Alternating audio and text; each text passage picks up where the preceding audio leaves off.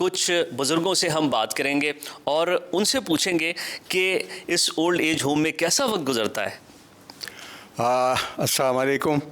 ये old age ज़रूर है, लेकिन ये पीस ऑफ लव है। यहाँ पर हमारे घर वाले आते हैं तो वो ये सेटिस्फाई होके जाते हैं कि यू आर हैप्पी हियर। क्या हम कहते हैं, yes we are happy here and we are satisfy. तो वो भी कहते हैं कि अच्छा, अगर आपका रहना यहाँ ज़्यादा अच्छा लगता है तो आप यहाँ रहिए, हम के लिए यहाँ आते रहेंगे। तो मेरे जितने भी रिश्तेदार हैं, मेरे बेटा बेटियाँ, नवासे नवासियाँ, पोता पोतियाँ, वो सब मुझसे यहाँ मिलने के लिए आते हैं। तो मुझे अपने घर जाने की ज़रूरत ही नहीं महसूस होती। मैं लगता है कि जैसे मैं एक अपने ख़ानदान में ही रह रहा हूँ। यहाँ जितने भी हमारे एक्टिविटी वाले हैं, फिज़ियोथेरेपी वाले हैं, वो सब उन लोगों से इतनी मोहब्बत करते हैं कि हम महसूस ही नहीं करते कि हम किसी से जुदा हो गए हैं यहाँ पर। और आप लोग हमेशा यहाँ आते रहते हैं। तो हम ये फरमाए कि मसरूफियात आपने बताया कि क्या होती हैं, लेकिन ऐसा भी तो होता होगा कि खुशी तो है, वो तो है, लेकिन झगड़ा भी तो होता होगा यहाँ पर किसी से। हाँ, ये कमाल की बात है कि यहाँ झगड़ा तो नहीं होता, लेकिन ये कि अगर थोड़ा बहुत होता भी है तो यहाँ हमें सिखाया गया है कि माफ़ कर देना जो है वो झगड़े से ज़्यादा बेहतर है। अस्सलाम वालेकुम। वालेकुम अस्सलाम। लाहौर से ही हैं आप? हाँ जी, अल्हम्दुलिल्लाह। ओल्ड एज होम में कैसे पहुंची? बस कुछ हादसा ज़िंदगी में ऐसे हो जाते हैं कि जिन पर हम मतलब कर नहीं सकते, उनको कंट्रोल नहीं कर सकते, और बस हालात मेरे हाथ से निकल गए। अकेली तन्हा रह गई, तो फिर ओल्ड होम में आ गए। कहानी सुनाएंगी? अगर कंफर्टेबल है तो। नहीं, कहानी ठीक। मैं मतलब स्कूल टीचर थी वैसे शादी से पहले। फिर मेरी शादी हो गई और शादी के बाद हालात ठीक ही थे, मतलब शुरू में तो ठीक ही थे। तो हस्बैंड ने जॉब छुड़वा दी कि आप जॉब छोड़ दो, कोई ज़रूरत नहीं जॉब करने की। फिर आहिस्ता आहिस्ता जब रूटीन पर आए तो फिर लड़ाइयाँ झगड़े और मार पिटाई और ये वो, तो मुझसे ये बर्दाश्त नहीं होता था। उसमें मीनवाइल मेरे साथ कुछ में साहब इस तरह से हुआ कि मेरे ज़ेवरात चोरी हो गए, और वो जिस पर ब्लेम मतलब इल्ज़ाम आ रहा था वो मतलब अपने करीबी लोग थे। तो अच्छा। मैं उनको इस तरह इन्वॉल्व नहीं करना चाहती थी, लेकिन ये है कि वो फिर इस बात पे भी लड़ाई झगड़ा हुआ, काफ़ी फसादात हुए घर में, और फिर आहिस्ता आहिस्ता ये मतलब बात बढ़ती गई। फिर ये कि 5-6 साल इसी तरह गुजर गए और फिर इत्तेफाक से औलाद भी ना हुई।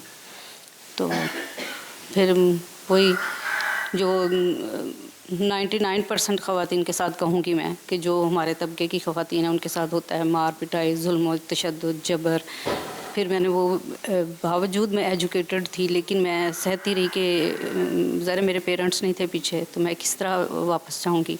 बहन भाई सब अपने अपने घरों वाले हैं, लेकिन फिर मेरे बर्दाश्त से बाहर हो गया। तो फिर मैं स्टेप लिया कि मैं वापस आ गई भाई के घर।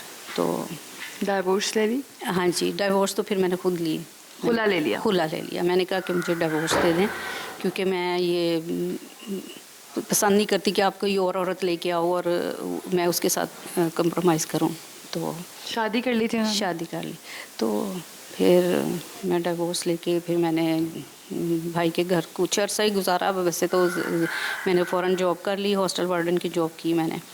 तो उसमें ये कि काफ़ी अर्सा मेरा गुजर गया, काफ़ी 10-15 साल तकरीबन गुजर गए जॉब करते करते। फिर ये कोरोना की वजह से जॉब्स डिस्टर्ब हो गई, तो उस वजह से फिर हॉस्टल वगैरह क्लोज़ होना शुरू हो गया। तो वो मैं फिर मैं बहन के घर गई, तो उसने मेरे बहनोई के साथ मेरी थोड़ी सी हुई। उसने मुझे आधी रात को घर से निकाल दिया। तो फिर उनकी मेड को तरस आया मुझ पर, उसने कहा कि आप मेरे साथ चलो। तो फिर उसके साथ चली गई मैं, मेड के साथ। तो उसके घर में पूरा साल रही हूँ। उनकी मेड के घर? बहन की मेड के घर? जी। तो अल्लाह ताला उनको जज़ा दे। तो मेड के घर में साल रही हूँ पूरा, लेकिन उसने वो उसी घर में काम करने जाती भी थी, लेकिन उसने कभी डिस्क्लोज़ नहीं की बात। मैं बहरहाल उसकी शुक्रगुज़ार हूँ कि उसने मुझे इतना मेरा पर्दा रखा और इतना मेरा साथ दिया। फिर मैंने ज़ाहिर वहाँ तो नहीं बैठे रहना था, ना निकलना था। फिर मैं निकली, कुछ दिन आके मैंने फिर जॉब की। फिर ये कि जॉब चूँकि वो हो नहीं रही थी सही तरीके से, तो फिर मैं भाई के घर गई। तो भाई ने 1 महीने के बाद भाभी ने मुझे कहा कि हमने नहीं आपको रखना, आप चली जाएं। फिर उतर के आई, रोज़ा रखा हुआ था, रोज़े से थी मैं।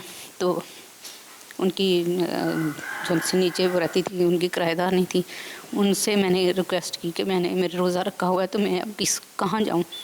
कहती पहले तुम रोज़ा अफ्तार कर लो, फिर मैं तुम्हें छोड़ आती हूँ कहीं। मीनवेल ऊपर से कॉल्स आनी शुरू हो गई भाभी की कि ये नीचे भी मेरा ही घर है, इसे कि दफ़ा हो जाए यहाँ से, सामान उठाओ और दफ़ा हो जाओ यहाँ से।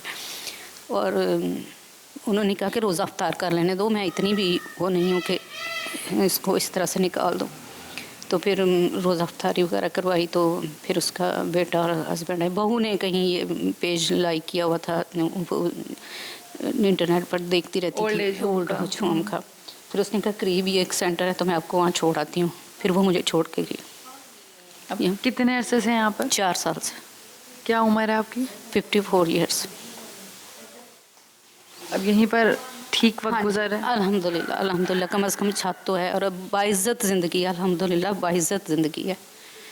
तो खाना पीना ओढ़ना पहनना ये तो सानवी हैसियत रखती है। जब इंसान के पास छाती ना हो, इज़्ज़त ना हो, तो अच्छे कपड़े पहन के भी इज़्ज़त ना हो, अच्छा खाना खा के भी इज़्ज़त ना हो, तो कोई ज़िंदगी नहीं है। जी कमर साहब, आप ये बताएं कि आपका आना इस ओल्ड एज होम में कैसे हुआ, क्या दास्तान है आपकी? जी जैसे सब आते हैं वैसे मैं आया हूँ, अच्छा जिसमें सब आए हैं वैसे मैं आया हूँ।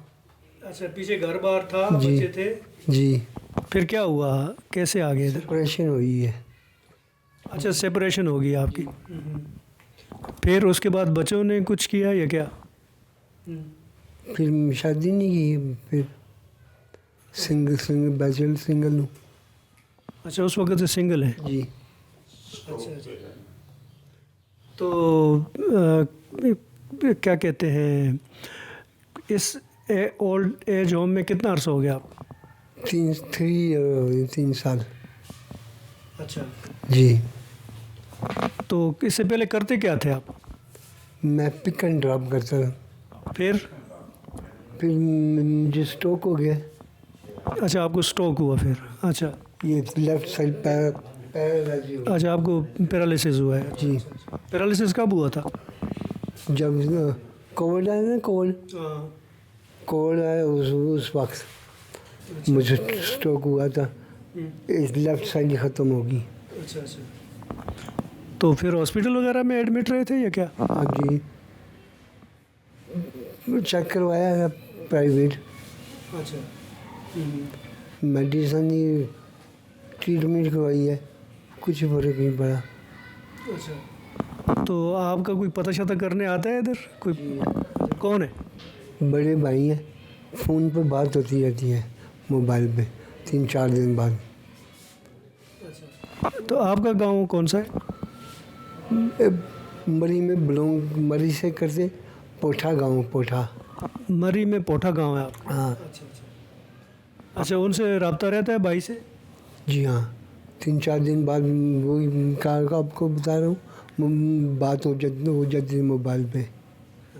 कभी मैं कभी वो कर लेते हैं, कभी मैं कर लेता हूँ।